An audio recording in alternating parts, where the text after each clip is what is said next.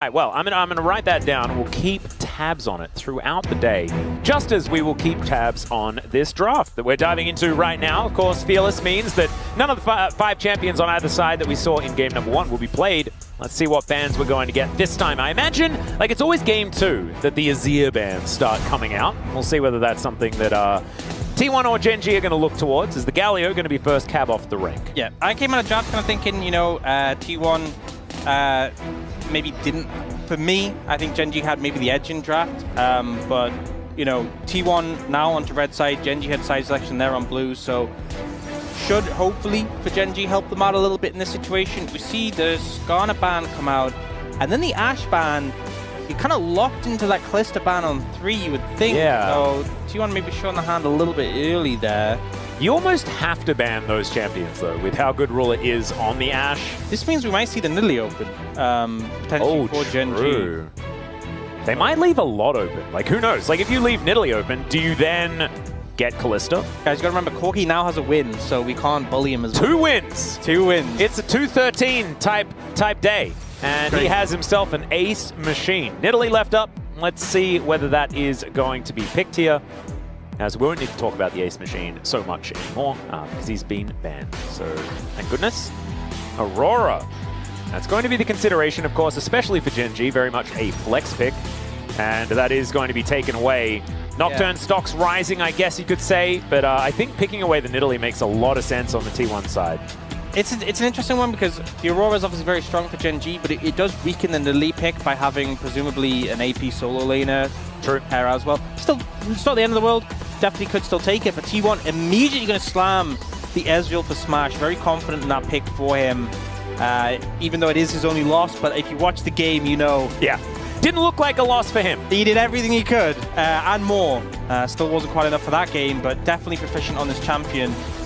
Now T1 looking to very early secure his Ezreal Leona lane. It is a strong lane, and it does put pressure on Gen G because you don't have that much space to respond to a full bot lane lock-in. And it looks like they want to make sure they can do that right now.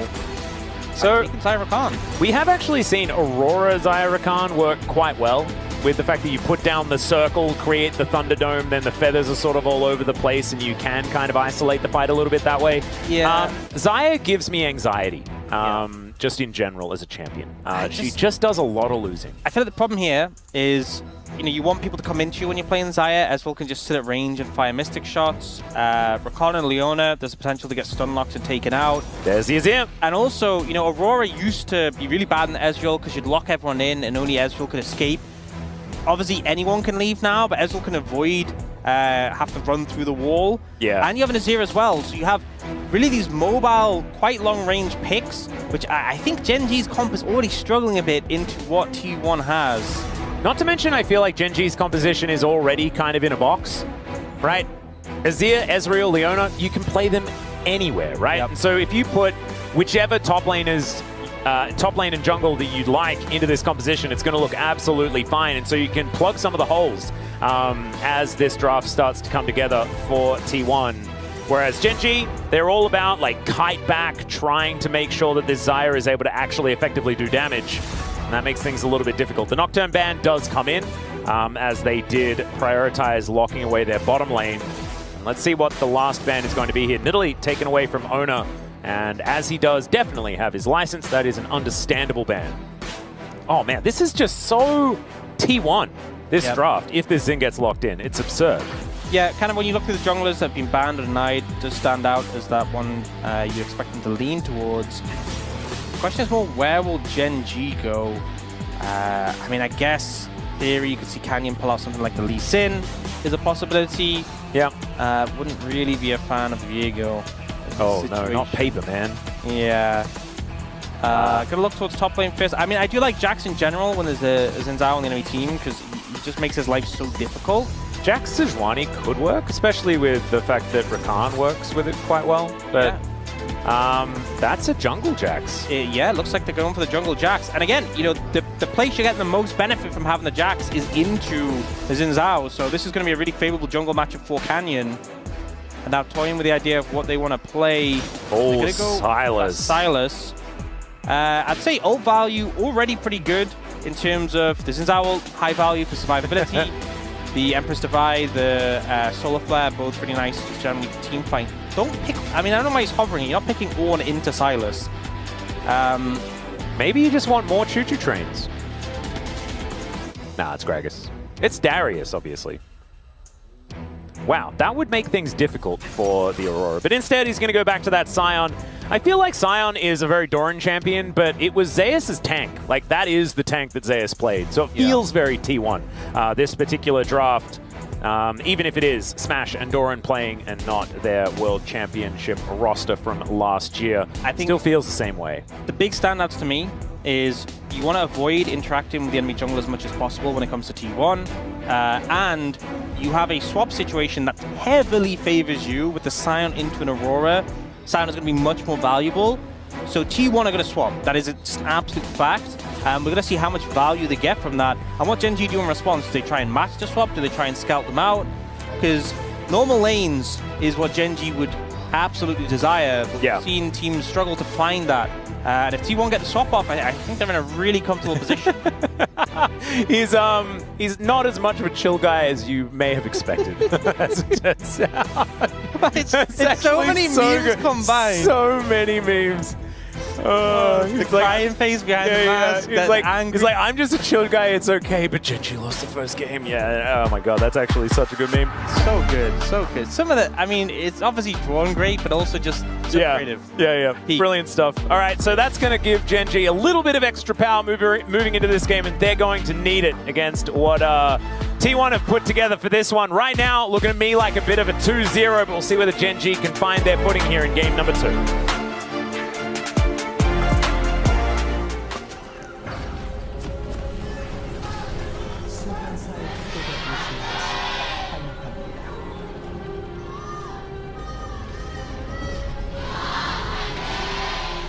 Alright, the eruption of the T1 fans coming in as the robot Sion heads towards the top lane.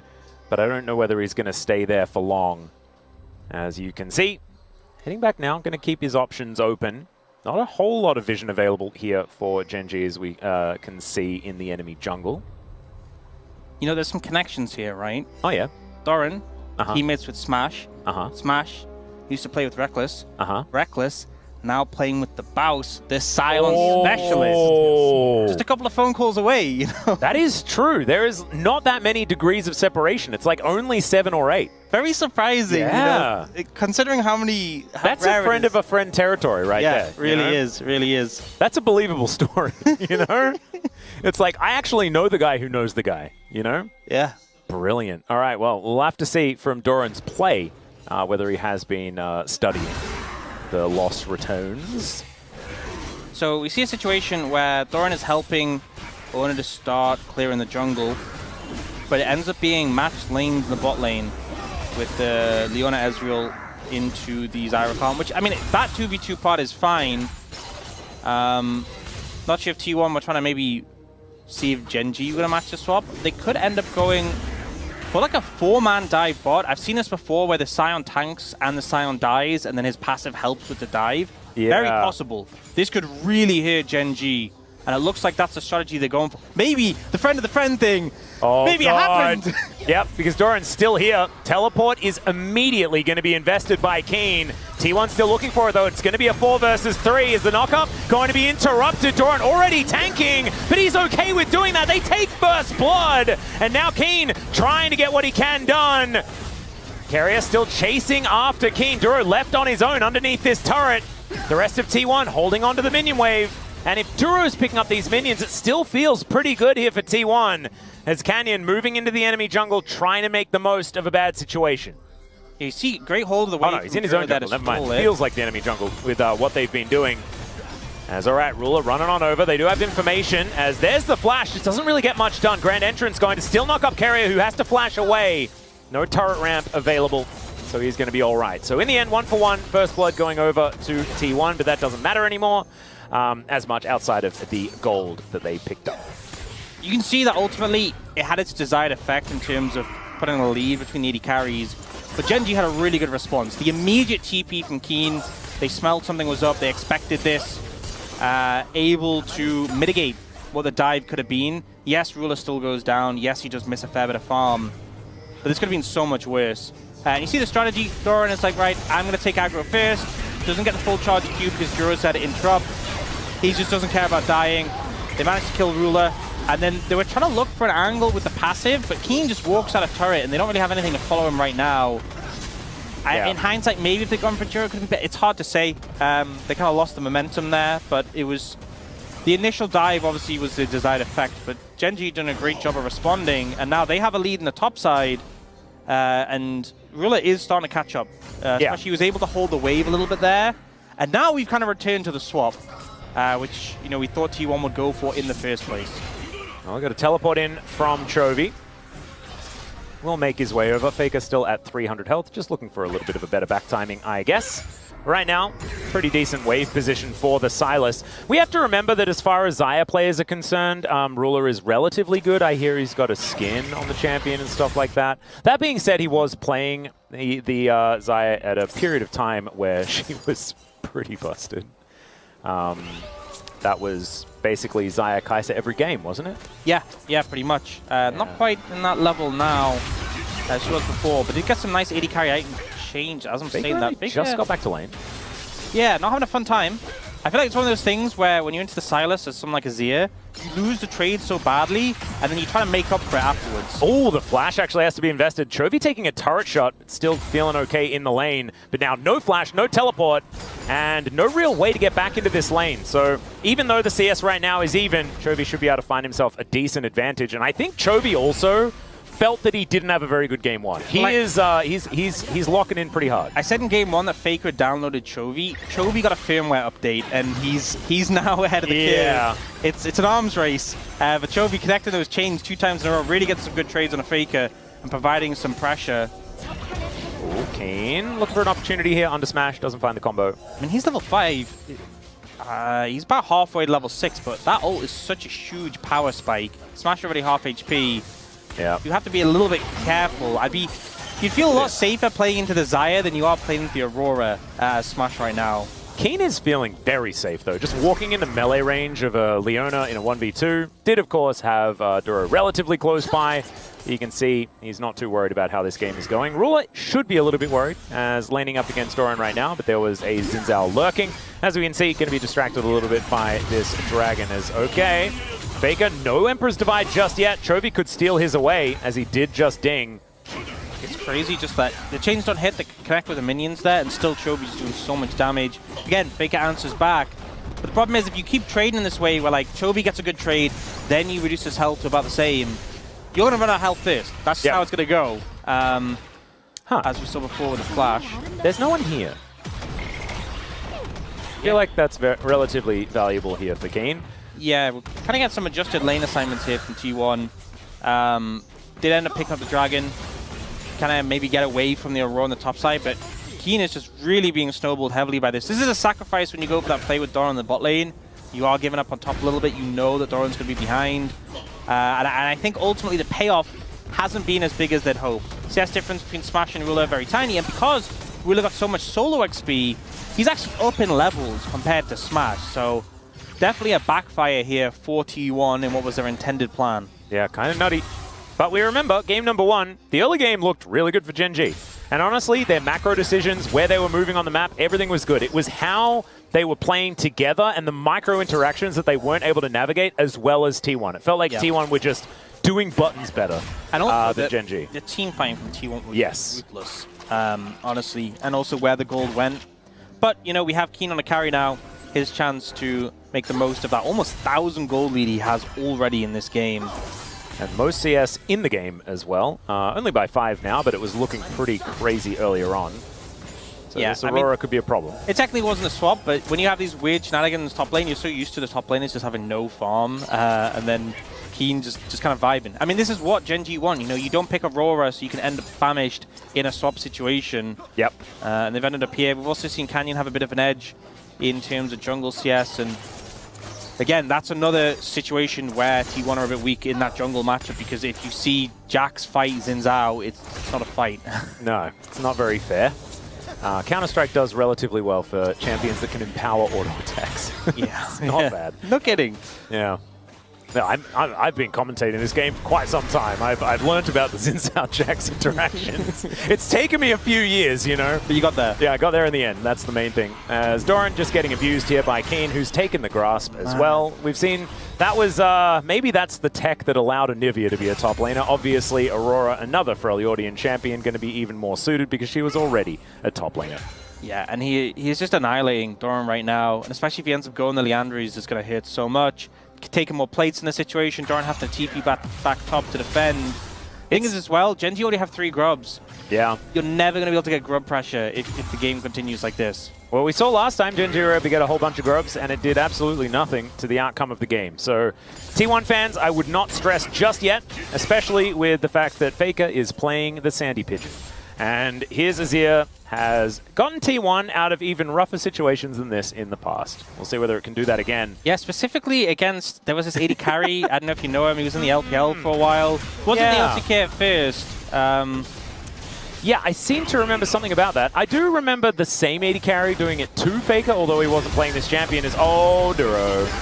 That is not where you want to be standing. That's said Pigeon picking up a kill as well. You know, it kind of feels like the plot of the series, from Duro's perspective, is he's just being picked on. T1 have targeted him heavily.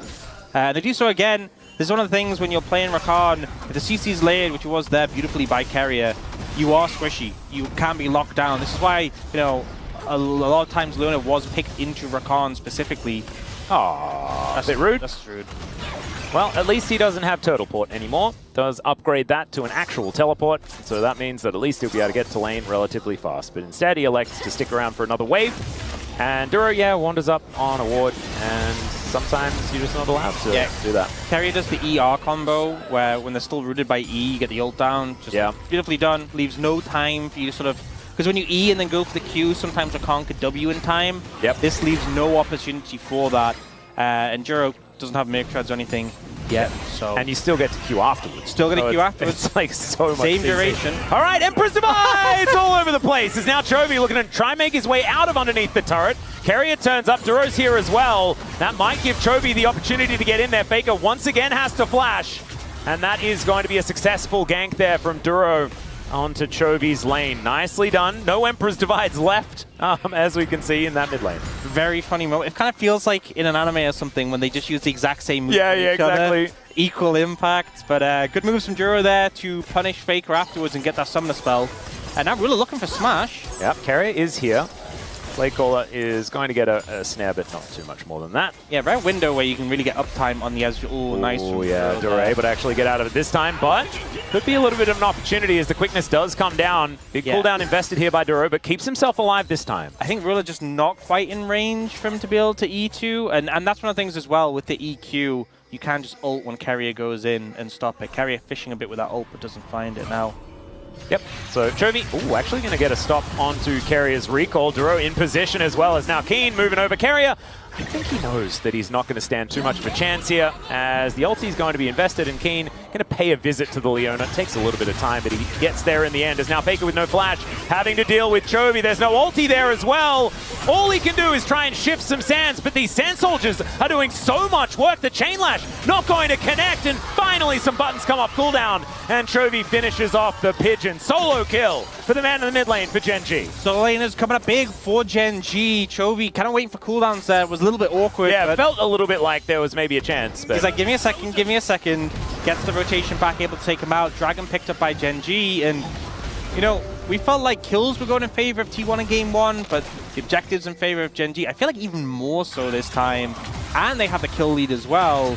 Yeah. Things are looking really positive. We did see Doran get some alone time top and get some plates, but ultimately Keen gets a roam that has a lot of value for him, and the feats of strength picked up for Gen G. Now, there's a Cloud Soul on the map as well. Trying to hold in my excitement. You can be excited, it's okay. It's always T1 games, man. T1 is so reliable when it comes to Cloud Souls. And you know what? You've been vindicated because Riot on nerfing Cloud Soul, they said it's the strongest one, it's the highest win rate. That's what I'm talking about. As, yep, Chovy just finds the Leona here. And now he says he's dead.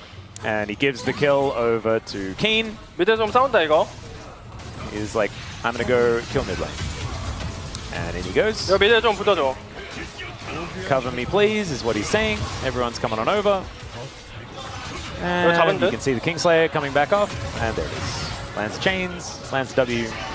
All good. Cool, calm, and collected. And an Emperor's Divide. Going to get rid of him once again as the ulti comes down from Chovy. Faker going down so low. The double guards looking real crazy there as Oner does manage to take down Chovy in the end. Canyon trying to fight this one out as the train. That was not really the station he wanted. Duro going to try and get a knock up here, and Doran is pretty heavy, but he's not going to do a whole lot of damage. And in the meantime, Keen's still top lane, and so he's going to be able to grab a feat of strength, and Gen G will get all of them. Yeah, that was the first time we saw the Jax interact with Xin Zhao, and oh dear. I think the Smash show is now starting as Featherstorm going to come down. We'll see if this Blade Caller can actually do anything at all. And in fact, it does a whole lot. True Shot Barrage gets the flash that Ruler still had somehow. And now Smash walking into the wall.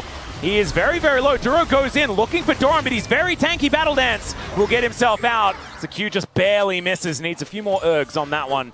And Keen not going to be able to lock too much down, but no one dies in that particular part of the exchange. Yeah, able to disengage there. We see the replay, and as I was saying, this is the first time we've seen the Jax and Xin Zhao interact. And for Oner's sake, I hope it's the last, because, you know, the initial play, he comes in, he just wants to show you the chain doesn't connect, but there's just nothing he can do. Oner's like, okay, Sion's coming, I can go back in, and Canyon just presses E, and then just bonks him. And, oh man, not much you can do. And it's so easy to play into as well. You see Audacious charge, and then you're like, oh, I guess I press E now. Yeah. And then he can't do anything. He can't even get out. I mean, so look what he's doing. He gets done. The thing is, yeah, this is back to live. And okay, ulti coming on down there as Canyon is going lower and lower. The Azir certainly takes care of him. And so Canyon maybe not as immortal as we thought. As Emperor's Divide going to connect. Faker thrown back towards Ruler is now Chovy. 1 versus 3. Great knock up there from Duro as the Emperor's Divide almost manages to get this one done.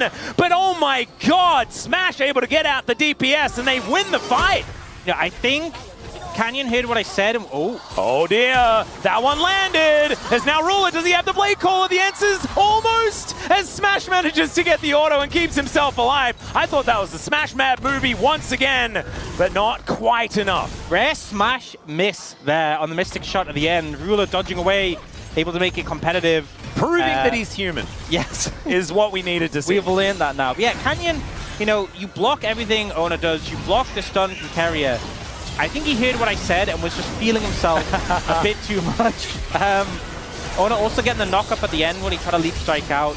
A little bit overzealous. And this passage in play, it's not ultimately that bad for Gen G, but considering the advantage they have, it's kind of just a one after the other situation.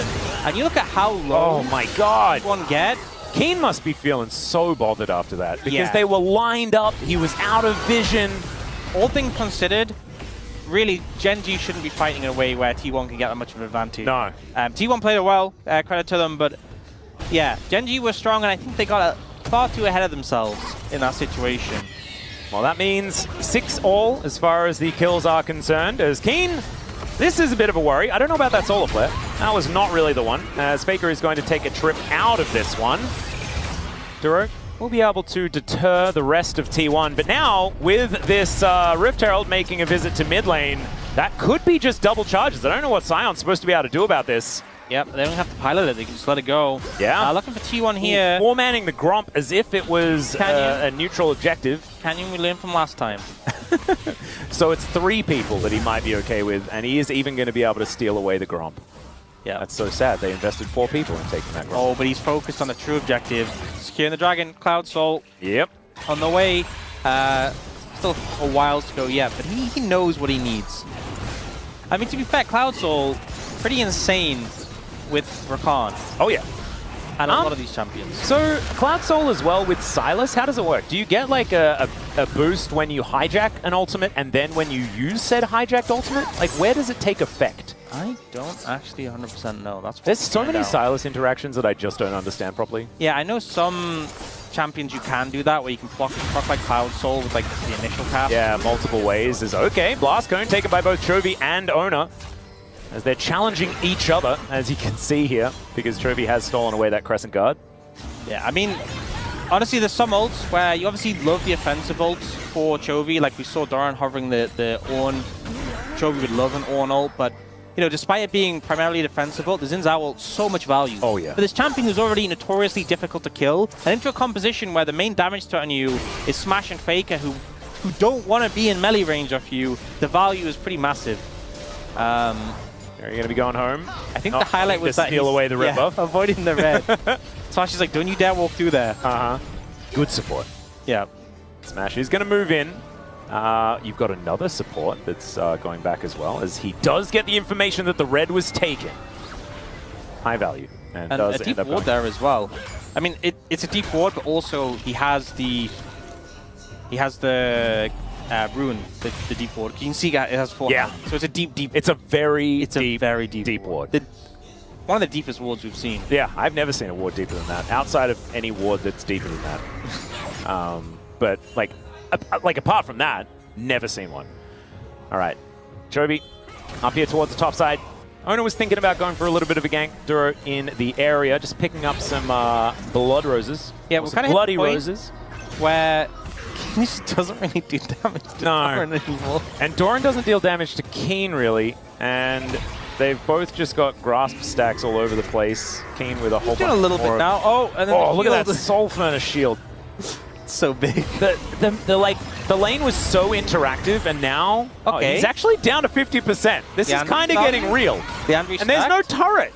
Does he have to turn into a train? That would be so sad if he had to turn into a train against just a bunny rabbit. There's the Q. That's going to try and buy him some space. But look at this. Continuing to walk. Oh man, took a while. He flashed and ulted to get out of that. Okay, so we've learned if Doran is there for like 25 seconds, then yes, kill him. Well, Duro also could just be dead as another Mystic Shot going to go wide, but gets the heal out of Duro. I mean, this is just how Smash played Ezreal last time, but he's so aggressive at finding windows to punish. Oh, yeah. And stepping up. Hasn't got rewarded, you know, when he did it on Ruler, just get a summoner there from Duro. But just the confidence, you know, I feel like especially when you are a rookie player, you're subbing into this storied roster and they're playing against Gen G.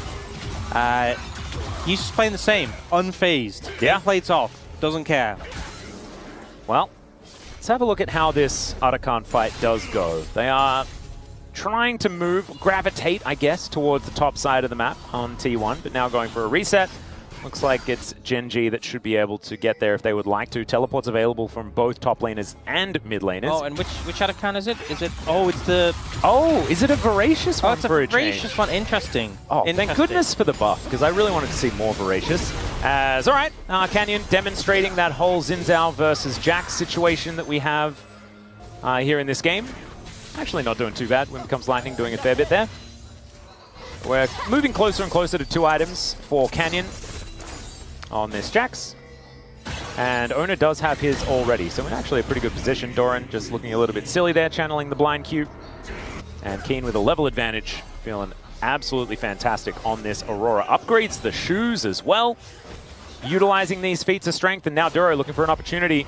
Yeah, you can see Gen G working really hard to push their vision deeper. You know, they like that deep ward they had earlier. They want to do more of that. Whoa, a deeper ward than the deepest ward you've ever seen? That's crazy, as Faker's going to be slowed down, and that means that he can shift some sands to get himself out of there. Yeah, it took some time, but they finally got control of that bush next to Raptors, and are just going to be able to push in, look for this tower, but they see Doran moving over, the 2-shot barrage comes through. T1 do a good job of mitigating this. Very much this back and forth, though, just trying to establish this vision here. And I imagine a lot of people are like looking at this game feeling like Gen G is in complete control, and they are. But I still think that this is anyone's game, and T1 demonstrated in game number 1 that it doesn't really matter how the vibe of the game is going. They can always just turn it on a dime. So Gen G are going to have to stay locked in if they want to make this one happen. We'll see. Arakan was a point of issue for Gen G, to say the least, in game number 1. So you can understand why they're a bit apprehensive to go for it now. I feel like it's just a core characteristic. You know, you can switch out the top lane, you can switch out the AD carry. T1 always just has the ability to turn on at a dime. Yep. And it used to be 20 minutes, and now it's 25 minutes for some reason as well. Big nerf to T1, honestly. Oh no, it's a big buff to game time, game duration. True. They do need to refine a little bit and maybe work on the random Arakan start. I think they could do well with that. I don't know whether that was a chain that Chovy really wanted to land. Sometimes you just throw a skill shot. It's, you know, yeah. you're kind of hesitant because you're like, I don't know if I want this to land. Oh, Ruler, this is so aggressive. Whoa, what's he doing here? This is crazy. Well, Keen is going to find the angle. Ruler gets out of there. Keria stunned up momentarily as Emperor's Divide throws Ruler away. He survives for a fair while. In fact, he's still alive. Oner gets over there, finishes the job. But honestly, why? Why was he there? The counter-strike was decent. Keria going down solo. It's Duro that's able to lock him down. But now Chovy is missing. It's only Keen left for the damage, and Smash is up and available. And so now all of them are taking so much damage from Oner. Keen has to sacrifice himself. There's nothing he could do. And why, Ruler? That wasn't even the Ruler spot. He was even deeper. I have no answers to the question. Just completely out of position. T1 pounced immediately, and just as we were talking about the ability to turn a game in any situation, Ruler gives them a bit of a freebie. The fight still somewhat close. Credit to the rest of Gen G for making it close, but I have no idea. Okay. There's no explanation. Every summoner burn for the start of the fight. Smash does respect flash away from the feathers. And to be fair, Ruler survives for a long time here. Kills Faker. Not quite the same as that shuffle we all know from World, but... But that's the spot. That's actually where Ruler killed Faker, I'm pretty sure, in that 2017 final. And Faker getting some revenge. Yeah. And you can see Keen kind of look for Smash at the end, playing very respectfully. Duro is out of there. I was about to say dead. Barrage? I'm going to be honest. I was going to say dead. It's Trisha Barrage searching for it. Thanks, Jonah Strong. Oh, fan reaction. Oh, the dodge comes through. Yeah, some sick reactions there from Duro. Sick reactions. Get it? It's a pretty good one. Anyway, Trophy going to be clearing out a ward. And Ruler, not the Ruler spot, okay? Let's not do it. They do have vision now set up. Normally it's supports who die for control wards. Every support main has done it. Normally it's Ruler. Yeah. Well, I feel like he's back in the LCK and we're back to his old ways. He wants to do it. He's there for his team. You know, he knows Duro wasn't feeling that well. He's like, I got it, buddy. I'll clear this control ward for you. Nailed it. Well, Gen G retaining their gold lead. It's not too much of a big deal, I guess. As T1, remember T1's composition, it ages kind of beautifully. You know, they've got the classic front line, lots of DPS. Like, this team should be able to team fight extraordinarily well as the game goes on. I mean, Sion is getting just so tanky. And still, yeah, Keen, yes, can do damage with enough time with Leandries, but in fights, especially when you look at Ruler's build, he's not going LDR. Yeah, where is the LDR? So it is going to be a long time before you're able to cut through this Sion who's got, you know, Thornmail and an Ending Despair. And then in the meantime, he's causing such a ruckus, keeping Smash so healthy in these fights, making it so much easier for him to play around. Not to mention Faker as well, as Chovy throws out a solar flare just for fun. It's probably running out of its duration. Yeah, I'm not too sure on the Bloodthirst decision. Yeah. I guess concerned about the poke from the Ezreal and the Azir, obviously if he lands like a soldier on you, but it really does delay when this Xayah is going to take over, because you know, you're thinking about IE, thinking about LDR, these items are just so far away. And you need both of them to feel really good about how this game's going, but that'll be 6 items. That'll mean that this game is absolutely gone the distance. Doran will have approximately 18 billion health. That's an approximate number. It might be more, might be less. It could be more. I've seen some very tanky Scions in my time. Yeah. Slightly worrying, but also I'm worried about the age of this Otacon. It's like the oldest Otacon we've ever seen. Things are getting super dangerous because not only do we have Baron up and Otacon, we also have Soul for Gen G in 50 seconds, and it is the highest win rate in solo queue Soul. Yeah. Is Cloud Soul, verified by Riot. They are nerfing it because it's the highest win rate, so, you know, that's to you, Cloud Soul haters. This Otacon is going to start putting pressure on us to have children, you know, like really wanting to be a grandparent. He's getting to that stage of life. Yeah, it's really getting to that point. Just don't listen to him and let's just play the video game. Can be distracting sometimes, but it's okay. They just want what's best for you. It is truly the most voracious Otacon. It's like, guys, I'm voracious. I'm here to make you have some action. I give you a buff so you can just, you know, fight. Now sit down, like, let's have a cup of tea. Please fight, please. Yep. That's all I'm asking for. Gen G get the memo, but different objective. No, they decide against it. Okay, well, truly the most voracious Otacon. Indeed.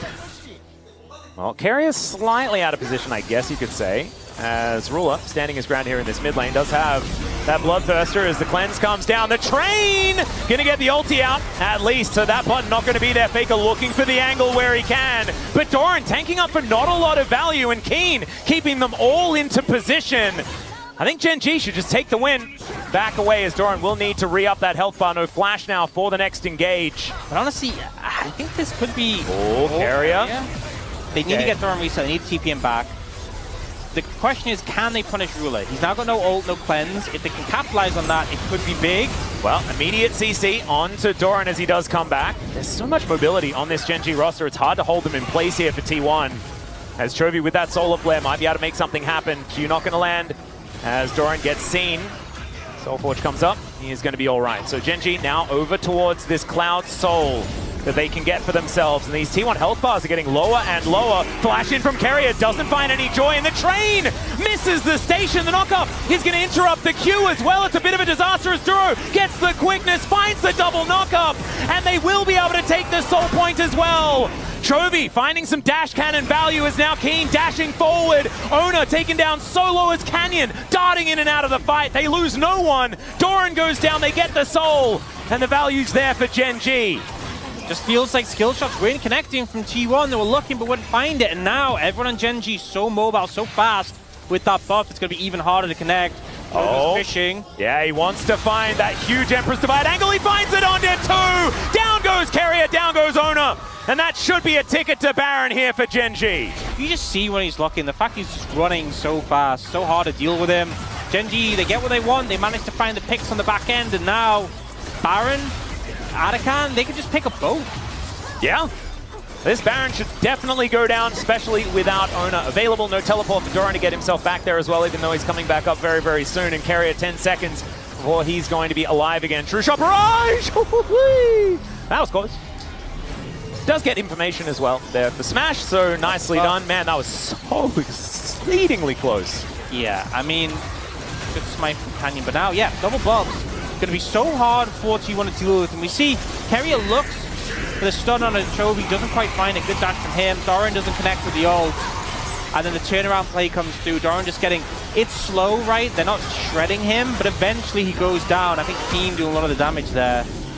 And then this ensuing play, he just runs so fast. You can see in the bottom of the screen like 500 movement speed. Yeah. Normally. It's absolutely absurd. Yeah, Cosmic Drive as well.